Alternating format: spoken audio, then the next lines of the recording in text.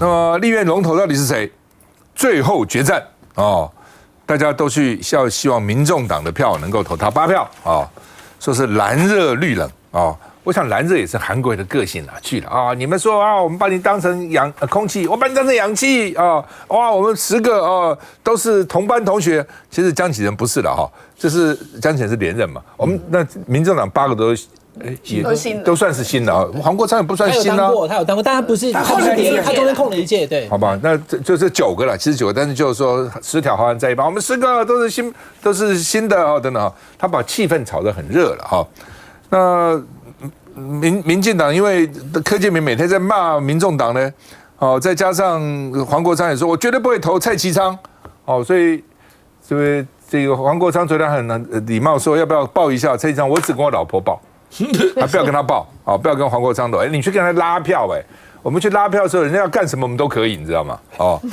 真的所以呢，所以明天要先排，但是先排呢也不讲清楚，所以可能投自己。所以到底会怎样那民众党说不排除自推立法院长不过当然可能被记者问了，说包不包括这样那样那今天柯文哲跟8个立委开会说呢，大概已经有做了决定了，明天宣布，明天早上这个开记者会宣布那韩国瑜说我们一定会照顾小党了，会尊重少数了不要说呢不尊重你们，没有不尊重你们你们很重要那国民党也怕跑票他跑票不一定说跑票。他可能有各种理由比如说我路上出车祸了，到不了了或是我一盖错了，我看错了应该盖上面，盖成下面了，我以为在我名字下面了等等因为这个4年以前赖士葆以前呢，每次国民党票不够的时候，都推举他当选立法院长。那现在票够了呢，他就不是了那对不起赖士葆呢，上次国民党有38席。赖士葆只获36票，那剩下2票哪去了呢？说杨琼英得到1票，那民进党赖品妤得到1票，怎么会投给民进党？说盖错了那另外副院长的时候呢，杨琼英被提名副院长得36票，也是只有36票，很公平郑天才、温玉霞也各得1票那到底谁投的呢？所以赖士葆很生气，说整个党团还像一片散沙，被舆论嘲笑所以现在他们是说，如果不分区投错要开除党籍，立刻当1天立委，立刻就失去立委资格，区域立委要停权3年让你明年要想选什么县市长选不了那其实我觉得不是只有投错了，包括各种状况只要你不能来投票，就要党纪处分，对，免得要找各种不同的理由。那只是说只是不分区投错，这不一定是投错。你说我什么发生什么这个事情那个事情，除非能够证明你的确否则的话这么假装什么肚子痛头痛出车祸什么迟到等等，记错日期都开除党籍。我们看一下。这边，在公家，就像看到救星，急忙跑上车，因为从立院党团到公车站，这一路上大家都想知道立院正副院长、民众党主席柯文哲属于谁。明天早上9点半，我们的党团记者会出来发。韩国瑜说他会当你们是氧气，不是空气。要大家静待31号揭晓蓝绿2组人选，29号拜会民众党团争取支持。怎么投？柯文哲不但坚决不说，一早7点半到党团开会，大约8点钟讨论到投票意向时，还清场，只留下8位准立委。好像有特别清场，是担心这个决议提前流出去吗？明天跟大家报告。8票计算还没有结束。准立委们3缄其口，给党团副主任留下提示：自推人选，或是包含现在外界所猜测的各种的一个选项，其实我们都并不排除。立院龙头之争，民众党不漏口风。来，士葆兄到底怎么回事？所以你看那句就真的再echo一下炮灰了之后就想到赖士葆，有机会了就没有想赖士葆了。这个是国民党的文化，这个东西，这想的是，我要提一下我的主张，我今天。我就主张我公开主张，就你刚刚所讲到了，不管任何理由，只要不到就开除党籍。我觉得就这样子他很有可能车祸你爬来或者可能突然进了 ICU 都要来。我觉得怎么样？担架要抬来，当家都抬来，不要想着过去老国代老立委的时候就这样子吊着点滴就就排进去了。这个太重要，对国民党来讲太重要了。这个时候，我觉得只要进去投，只要来投，要投错的几率不高。基本上不会，怎么会投错了？他一定亮票，不，以前没有亮票，但是我那时候被跑掉2票，他是有人在监票，他反正想说一定不会当选嘛，就没有那么认真看。那一般来讲，原来说，哎呀，不可以亮票，不可以亮票会怎样？就是你投的时候，我在后面看着，旁边看着，对不，就这样子啊，没有人管啊。基本上，柯建铭也这样做啊，所以他才有办法飘飘入柜。你可以想一下。民进党执政8年来，所有的人事按100%通过，1票都没有跑，为什么这么厉害？为什么这么厉害？我想说，为什么民进党这么厉害做得到，国民党做不到？会跑票。那我认为，在真的只要你人到了，跑票几率几乎是0，因为亮票，我们就规定要亮票，要不就给人家看吗？或者你就说我要折起来啊，蹦嘞。就是大家都看得很清楚了嘛，我有没有投，大家看得很清楚，那个收音机一照也很清楚了嘛，是吧？所以折的时候可以故意污水。对，就是你要折以前，我吹一吹嘛，还没有干嘛，对不对？还没干呢，就吹一吹，就大家都看得很清楚了哦。前面后面看，所以只要进来投，就不会跑票。我真的比较担心，什么理由都有可能。我就举例好了，大概10年前有一个立委啊。我不要讲什么新的立委，你可以想象得到了。关键非常重要，那一票非常重要。国民党想办法说他一定要投票，结果他那天怎么样？那天去打猎，他3区里面接不到，10号接不到就不来啊。听说私底下有交易啊，被买走了。你可以想象那是什么性质的立委哦，我就不讲了哦，细节不讲，就是有真的发生过。投票的那一天，票被买掉了，就不来了。然后那个理由冠冕堂皇了，我在山区打猎啊，打猎啊，那跳啊，天气坏了下不来山的。对啊，下不了山啊，我赶不到啊，是不是？所以这个东西，我觉得这样讲都很客气，真的太客气了。连区域立委都开除党籍啊，我觉得这样子不要什么停权了，开除党籍，这个太重要了。说到找理由，我讲一个古时候的故事，司马懿。2000年前了，这个像为了要逃避的时候，在家门口制造车祸，对，把骨头都折断了，对，连骨头折断都敢做。不过阿宝哥你也不用伤心啊，你就是夜壶的相反嘛，夜壶是需要用的时候拿出来用，不要用的时候放到床底下。你是需要的时候不要你，不需要的时候你拿出来，你夜壶的相反。夜壶是大家看不起的，所以你很受到尊重是好事啊。不过我讲昨天他是日虎的，这2天的情况啊，其实是人性的发挥，但是也没有那么高尚，也没有那么高级。因为这2天蓝的绿的这个蓝的白绿的去白的那边表态输成了哈，但是呢，这8个准委员对待他们的态度，跟柯文哲故弄玄虚的。就说来考试啊，来面试啊，来这样是不一样的。因为柯文哲自己还在想，我如何怎么 maximize 极大化我的党，或者是我自己最大的好处。但是2月1号投完票以后，这8个人才是重要，他们的舞台在国会啊，柯文哲就没了，你知道吗？谁管你柯文哲玩什么把戏？所以你看，昨天柯总有讲过，柯总忧心放在心里。自信写在脸上，你看很准哦。你看昨天这个游锡堃带着人出来，没有什么笑容，而且头低低的，他们晓得没有他们了。那这个你看这8个跟国民党的互动，跟笑的，这暐瀚有讲，暐瀚在脸书里头就看看他们嘴角有没有上去，嘴巴有没有看到牙齿，就表示有没有希望这个他们8个人其实心里有数啊。就是说，这个民众党的这8个，要么就集中投一个人自己人，那要么就不要投。但不要投，我觉得不符合柯 P 的作风啊。但是呢，他们只要不去挺这个不挺绿就是挺蓝了就韩国瑜就当选了嘛。这个已经非常非常明显的格局，所以没有什么好玩的啦，很明显的啦。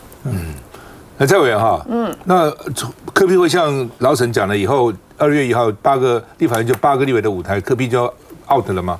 不会啦，不会，我觉得不会啦，因为基本上他还是一个怎么样？就是说，还是有很多人追逐他的。比如说这1-2个礼拜的这些什么小草见面会，我觉得那个还是非常的热络的。好，那至少就是说，其实他有几个优点嘛，他有演讲的魅力。如果说选花到处去，如果要重新部署2026的话，2026或2028，我觉得我们就是小党就要长时间去部署。下一次就是从基层开始。哪些人就是从地方上面开始挑起来，要选里长、选议员，甚至选代表。我觉得他会让他很忙啊，因为他可能还是要这个全国跑透透，然后要先把这些部署起来。部署起来之后，如果这个大家都会说，哎，下次希望要有什么100名的议员，那这个就要训练。其实有时候选举是要经过训练，但有一些是明星级的，那个我觉得那是另外额外1-2位。但是其他大半论，他还是要按照正规军的去做训练。我觉得不会啦，我觉得他可能会越来越忙。好吧，昨天韩国瑜跟这个民众党见面很热络，我们看看情况。国堂兄，终于见面啊！终于见面，欢迎！真的是久仰大名，要争取立法院长的韩国瑜一句话拉近距离，代表民众党团的黄国昌也难掩笑意，会前会后拥抱都是1秒答应。来，国堂兄抱一下吧。OK。很多人都说密室协商好像有利益勾结，我要再一次的澄清，我们只有无比的真诚，另外就是情感的交流，绝对没有外界所形容的什么私设行堂，或者是要密室协商。除了他，互动相对热络。看看一旁黄珊珊，从头到尾顶多只露出尴尬而不失礼貌的笑容。据了解，闭门会谈的35分钟，黄珊珊更是一句话都没说。好，所以呢，气氛营造的还不错了哈。不过当然，民主党会怎么决定，明天上午再公告周知。我们休息一下再回来。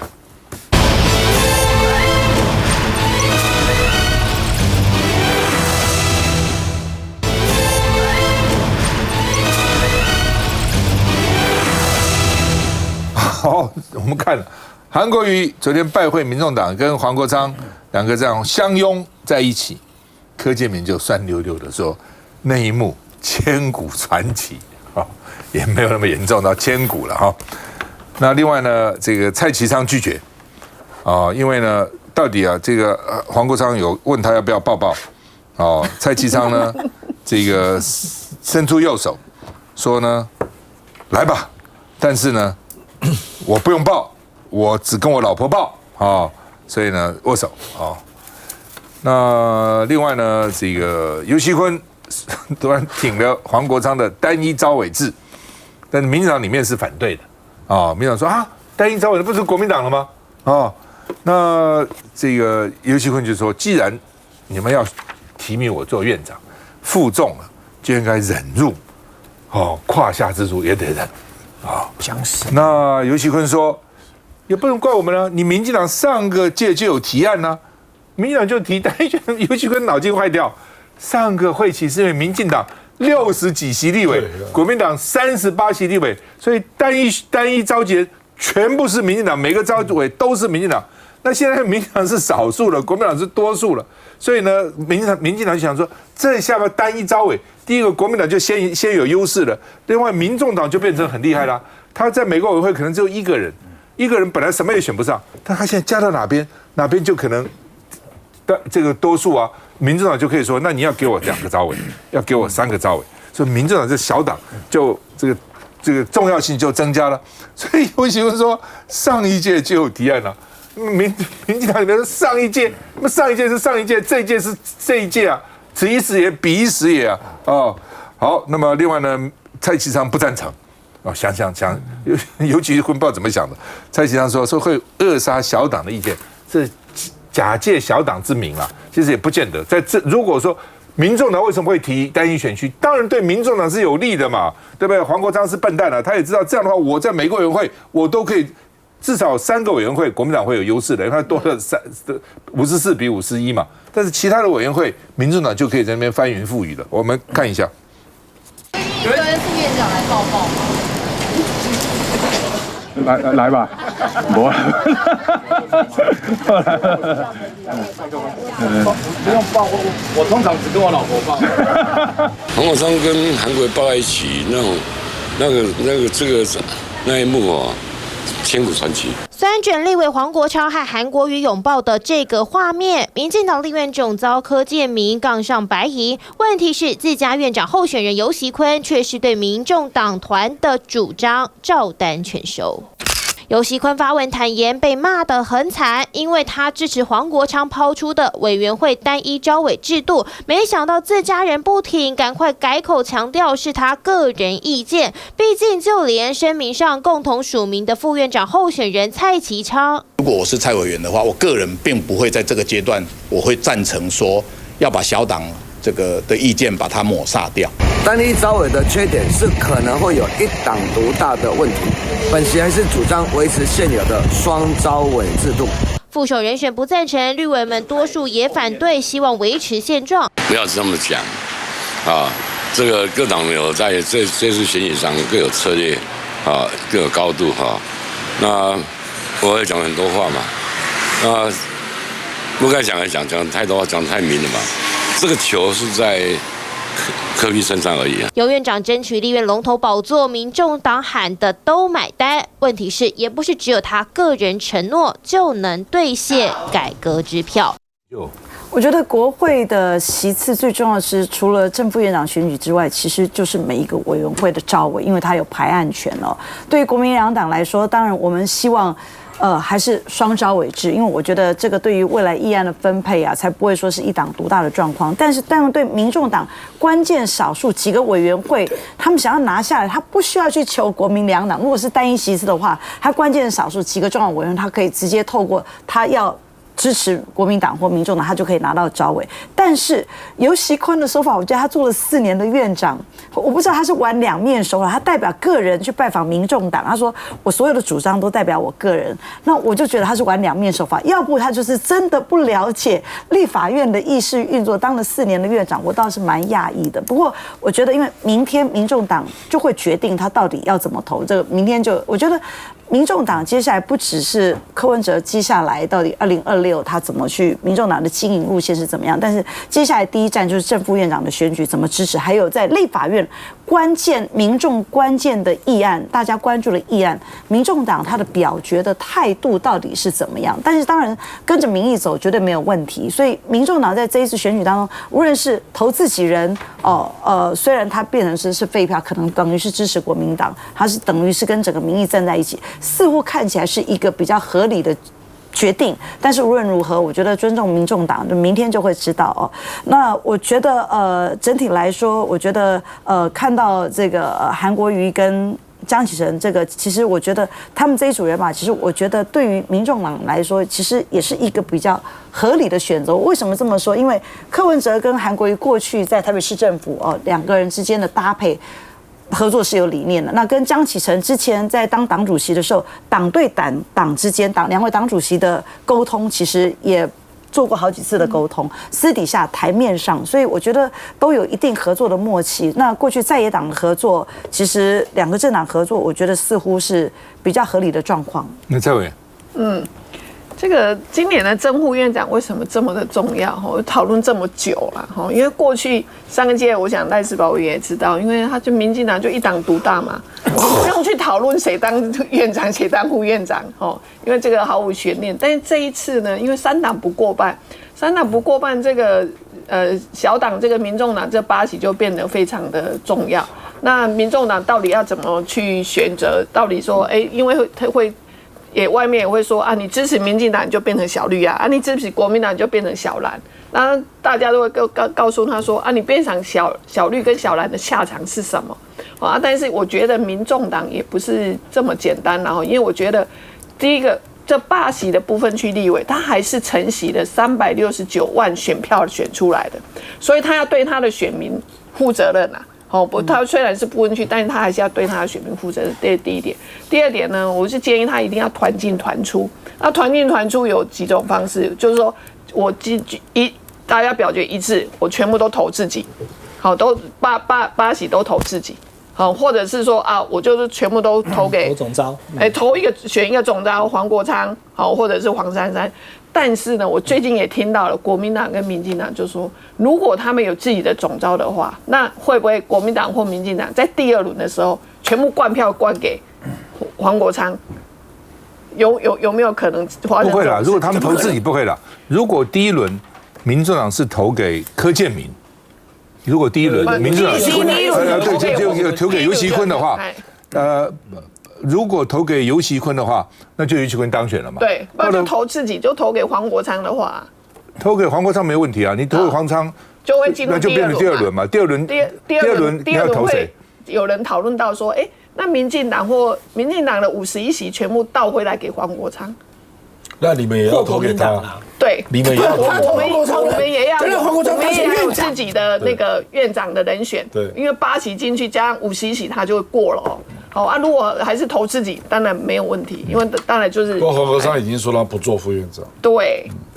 民进党回来投黄国昌。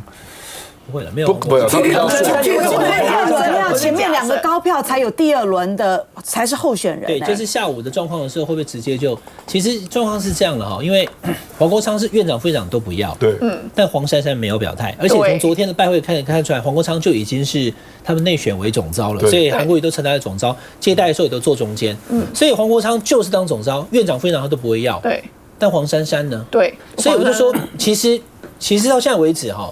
情势上看起来，韩国瑜当选立法院长的机会极高，但绝对不是100%。你不知道这8席，因为明天早上才要说啦。因为柯文哲是说明天早上9点半宣布最后的结果嘛。那2位要选院长的人都已经满足了民众党当初提出的4大改革的要求，两边都同意了。那游锡堃还加码，连单一这个召委制他都同意。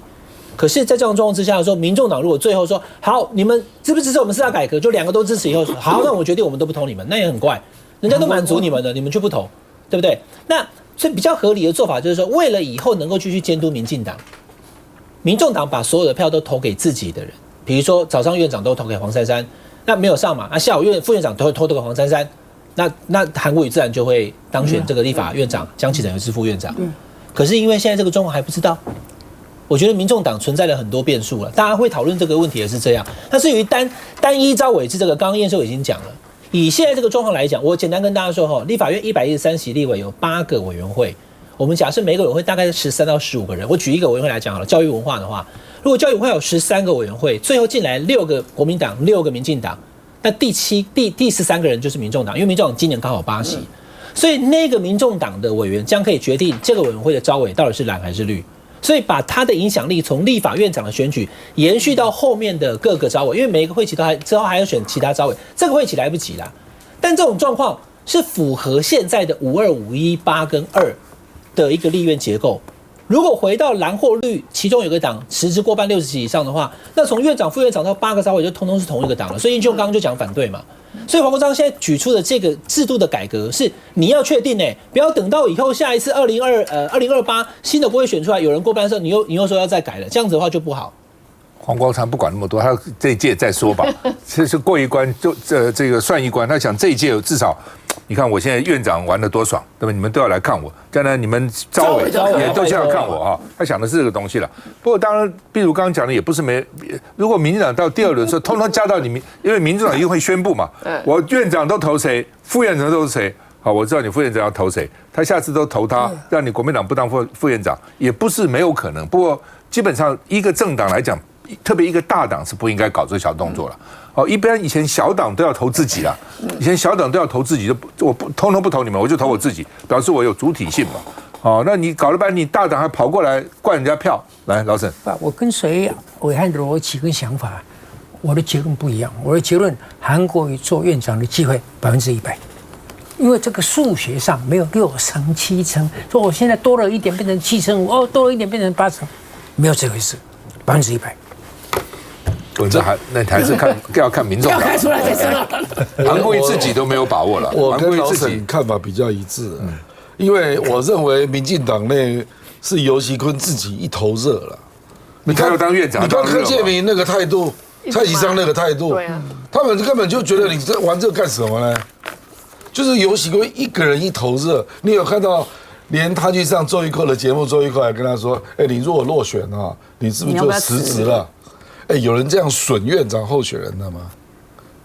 而且没有一个立委帮他讲话，已经被周一蔻这样损了哦。民进党的立委没有一个人出来帮游锡堃讲话，所以这一局就不玩假的嘛。而且他回周一蔻的4个字非常没有学问。周一蔻的问法，他回答吗？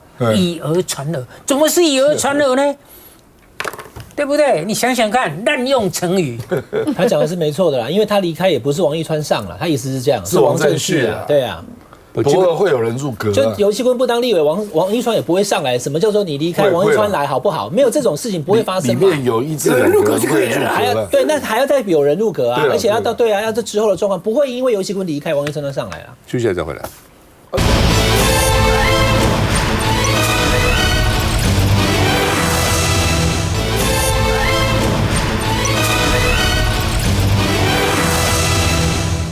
好，国民党党团总召啊，刚刚唐院长、副院长现在是总召哦，他有总召，有书记长、有副书记长啊，因为只有1个人了哦，赖士葆退出了，所以呢，股长通过傅崐萁当选了啊，今天啊，那另外呢，赖士葆说总召跟傅崐萁选举呢，我其实会赢的，但不希望党分裂影响正副院长的投票啊。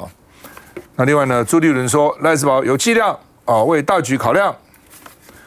那傅崐萁也说哦，这个柯建铭别跑，好戏上场，核爆还没发生哦。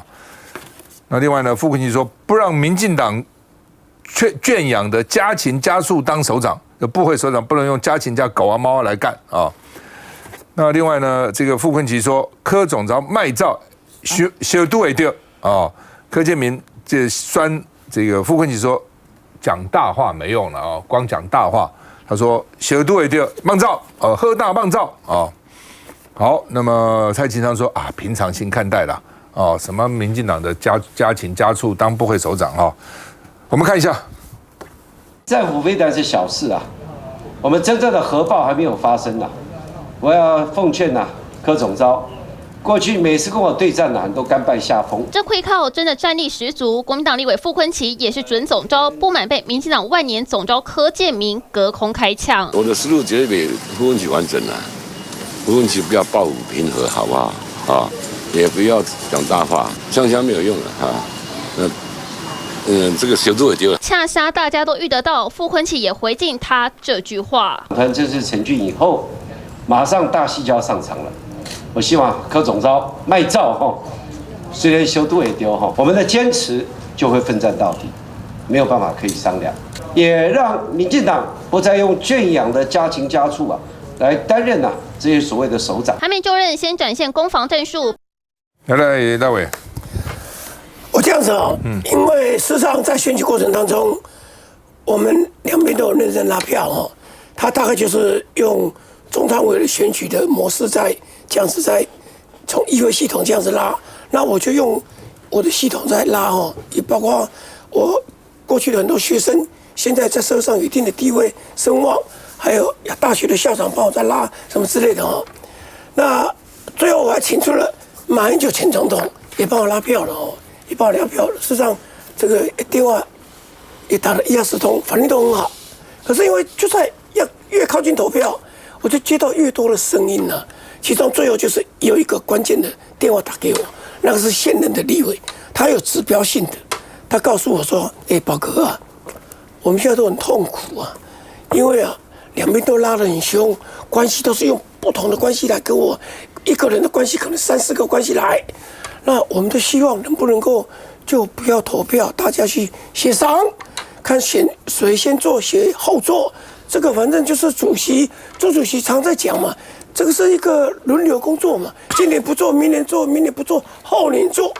这位的立委很诚恳的告诉我这样子这个声音就在他跟我打电话的前1天，我也接到这个陆续的讯息，其他地方也接到这样的声音了所以我就很认真思考，大概思考了1、2天了，我才做这样的决定那有些人会讲说列三公算玫瑰，我不选的时候，第一个打电话给我的是。现任总召曾明忠，他打电话给我说：“士葆兄，你都赢你想白算？”他跟我这样讲他肯定我会赢旁边有一些认为说我不会输啊，怎么票算一算不会输？除非党中央一下子下令不分区统统跑掉，除非这个事情发生，除非好。那因为朱主席也公开讲他不介入啊，我当然相信他不会介入啊，所以到后来真的决定就是那一通的关键性的电话，我觉得说那我就放手吧，反正主席常讲啊，今年不做，明年做，明年不做，后年做，这个是服务大家，做班地有没有？服务大家跟院长、副院长不一样，院长一下子他代表国家的门面，那我常常在讲说，当小党编、当书记长是什么？是小弟。做小弟的工作啊，一定要服侍大家啊，等等的。那大党编是小弟那种东西啊，就是更加的说，我们国民党的习惯了，国民党 DNA 跟民进党不太一样。我们的外面就觉得说，为什么民进党动员都全员到齐，国民党动员全员到齐，好困难哦。我就记得那时候我当大党编的时候，我们64席，然后呢，那一天到了60席，我高兴的要命。马英九总统还打电话给我，你们今天出席怎么样？我说60席，他好高兴，哎，64嘞，60就好高兴的嘞。这个你就知道我们的 DNA 是这个样子，要动员人不是那么简单，这是党编要做这个事情。所以下次只给你们32、33席嘛，就是原因就是这边选民看到嘛，我当你选那么多的时候，你没有用，没有一下子教训你不给你了。燕秀本来想选对不对？后来怎样？没有，我觉得党内哦，这真的是服务性的工作，但是我觉得党内可以有不同的声音哦。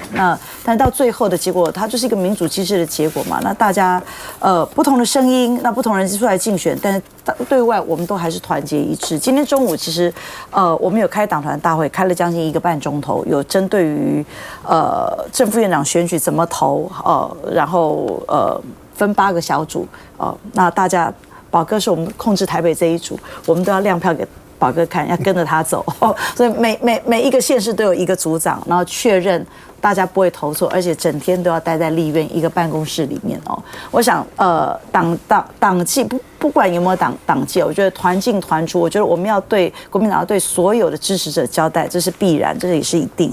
但是傅昆萁所讲的也凸显出过去8年来所有在野党，不管是时力或者是民众党，对于民进党不满，所有的议案都是碾压式，无论是公投、一例一修法，能力水利会的修法，全部都是碾压式的。所以柯建铭也好，我觉得现在整个民进党要学会要怎么去沟通。我觉得不好听的话不用讲，我觉得傅昆萁讲的话也稍微有一点点重，也不需要。我觉得接下来重点是你每一个议案就是要拿出来沟通，民意想的是什么，所有主要团体他们关注的内容是什么，你民进党为什么不支持或者我们为什么反对？我觉得我们都要对社会大众交代，这才是关键。那而且不是说用打架的方式，现在其实关键是52票，民众党关键8票。大家都要对外交代清楚。燕秀讲了一大堆，跟我们今天晚上观众想要知道的一点关系都没有。阿宝哥讲的那些话，什么大爱小爱啊，大我小我啊，幸亏你声音沙哑，要不然大家都听懂的话，不能接受了。我跟你讲，这个是同一天刚才你讲的美丽岛1月份的国政，你没有提到的，你提到蔡英文嘛，这是政党支持度啊。就选完以后，正常这个政党支持度的变化，正向减负向，这个看最后一行就好了。民进党没有什么差，上升了0.5；民众党也没有什么差，掉了3.1。你看国民党掉了19%，掉了19%。为什么？好，为什么？当然他没有查原因啊。我下面有一个我的猜测啦。大家看到这张图，这张图很重要啊。这张图你看。这是主席，这是江启臣，对不对？这是韩国瑜，这个是傅昆萁。那个时候你还没退选了，傅昆萁是在这里，这里怎么不是阿宝哥呢？那我请问大家，如果这个，我说为什么？因为他当时要选院长、副院长，所以把他劝掉，对，所以这样子。那我请问大家，如果站在韩国瑜这个位置的是江启臣，站在这个江启臣的位置是李彦秀。然后站在这里的就傅昆萁就是另有其人哈。我跟你讲，如果那4个人头跟这个4个人头不一样的话，这一段期间这2个礼拜的国民党的声望的下降，恐怕不会是这样哦。但是既然，所以那天晚上我睡不着觉，我几乎掉眼泪。我想国民党怎么是这样呢？我是在半睡眠状态中啊，就说国民党真是可怜之党啊，必有可恨之处。既然搞到这个关系，所以我在半睡眠当中骂尽国民党所有的人，甚至包括你在内。你骂我干嘛？因为你是国民党最有希望的改革者，竟然一句话都没有讲啊！这你对得起吗？所以我要讲什么？所以我觉得活的、死的、天上的灵魂、地下的恶鬼，通通加在一起，跟我同样有这种天地正气的，大概只有孙总理，就我们总理，你知道吗？所以呢，但是我人不一样了，我老了，我毕竟老了。我进入睡眠的时候，我以为我这个怒气啊不会消除，我会延续到礼拜二来到你的节目发作。我甚至我认为我会站起来，你已经发作了，我会站起来演讲。你不能，你如果把我手拉下来，我会跟你吵架。现在但是没有，我第二天醒来就算了，我人变了我觉得说是我老了呢，还是我现在想通了？我觉得现在的关键，既然是这4个人，那就要看这个人跟这个人，这个已经不重要了这个是韩国瑜拉他来陪衬，来稀释这一边的色彩。大家都喜欢说，我喜欢讲省级。我告诉你，这4个，这个是纯喉咙狼这3个里头有1个半是外省人，有1个半是客家人。为什么半个呢？因为他是半个外省人，半个客家人。这里头有1个纯客家人，1个纯外省人，不是吗？我跟你讲，国民党就是要这样。因为什么呢？纯粹像他这个。温文儒雅，没路用啦。要等到纯粹的本省人可以起来带动全国竞选总统而当选的时期未到，江启臣没有可能的，小高椅嘛。要这个你不要看他他现在的问题是南部，就说形象不好啊，这个负面的声量不好啊。但是只要他们知道自己的缺点在哪里，好好干。就以后4年的立法院长那个位置上坐的韩国瑜，如果跟大家想的不一样，他不一样了然后呢，跟我讲的就是国民党同时改革的话，未必没有希望。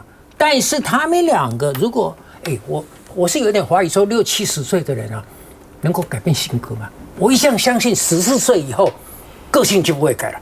那如果没有改2个人继续老样子出来的话，那我跟你讲，中间这个家伙，他摆了6个本省的不分区的委员去当当地的主委，就做下2年后这个县市长选举。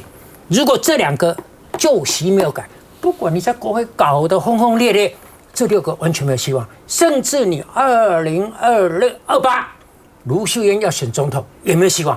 所以你们2个现在既然已经很到家，够狠。够敢位置得到了，好好干，好好干。国民党就看你们2个人的本事。休息一下再回来。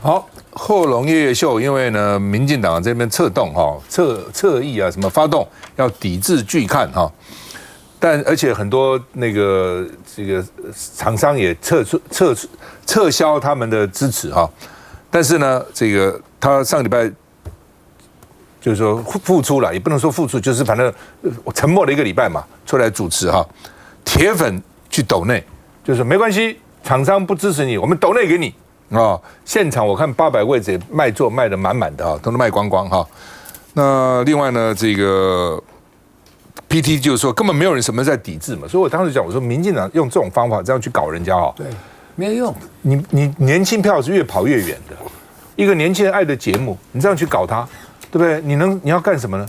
请全党之力，甚至周边所有的力量，通通这样来打一个节目。我就讲说，他只是主持人，就像老沈要讲什么，我管得到他吗？老沈要讲什么，我管得到吗？你管得到？管不了对不对？你管那他们就说我管他跟我吵架，对吧？然后站起来骂我，然后呢，他们就骂贺龙是说，那老沈讲你为什么笑？他这个节目就是一个嬉笑怒骂的节目，他现场就在笑嘛。主持人制止你们不能笑，现在在讲生日，你们笑什么？他这不是这样的性质的节目，他就是一个嬉笑怒骂的节目。你们没有看过美国talk show节目吗？就是讲话你就觉得他怎么这样节目可以容忍？你都觉得不可以，他这样这边进行节目，那他就是个节目嘛。这样用全党自己打他，还说什么他叫他不要再主持了，什么一大堆，退出主持圈等了一大堆哈。所以呢，那他们到家怎么到呢？他说2028年要全力辅选民进党，这个最好笑。为什么呢？这个最好笑，因为他有他的道理，因为你那个深战的律师陈律师对不对？他没有当选嘛。换句话说，你的票不够多嘛？如果你大家全部都投民进党，他就当选了。那你民进党当然他只没有明讲说，你为什么不把他排前面一点？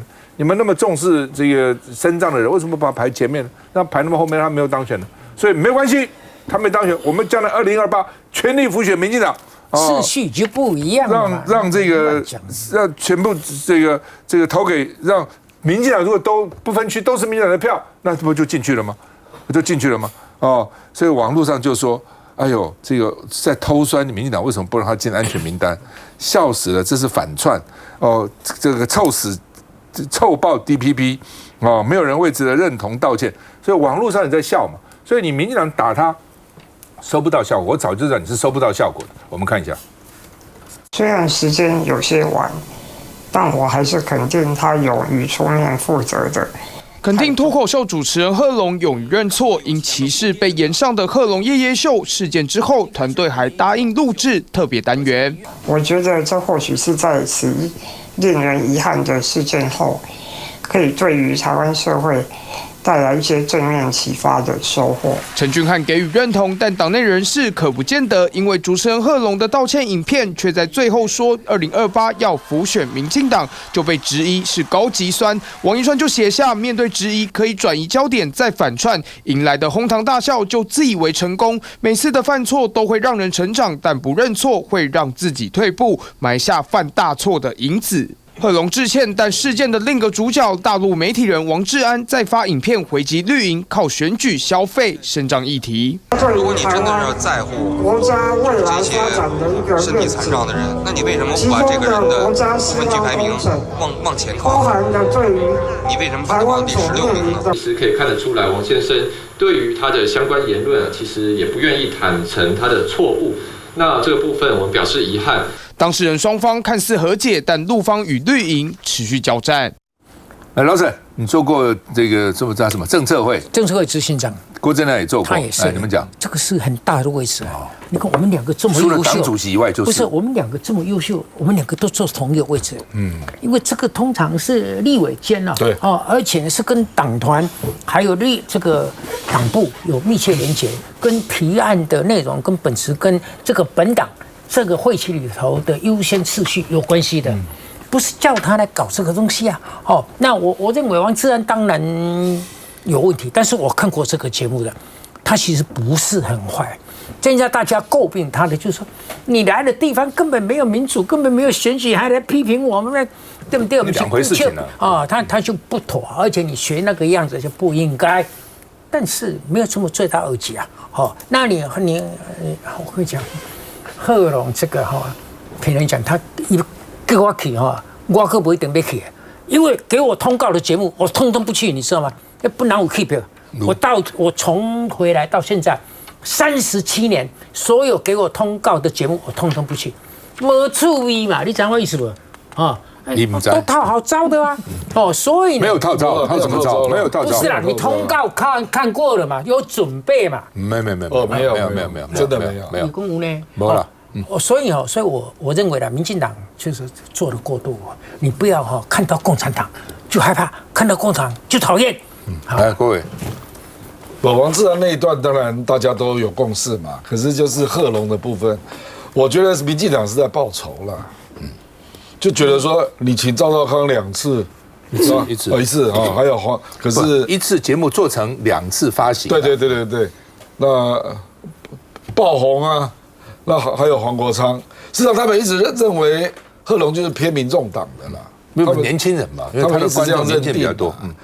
那赖清德在选后并没有做败选的这种态度或路线的任何党内的检讨嘛，所以这大家随便发挥啊，那随便发挥，结果负能量全部都跑出来。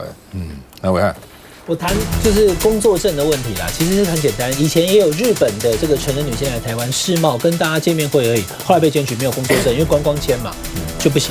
那王志安也是一样啦，你不用管他的讲的内容，你同不同意，他不可以工作，所以他现在就被处理，就这么简单啊。对啊。我觉得民进党说重视生长哦，应该是国民党嘛。杨玉兴就排得很前面了。杨立新就当过我们的部分区立委啊，他把他排前面嘛，排前10名就觉得有了。这个一条龙。喜剧本来就是有一些冒犯的本质，现在是民进党是因为不能接受被人家批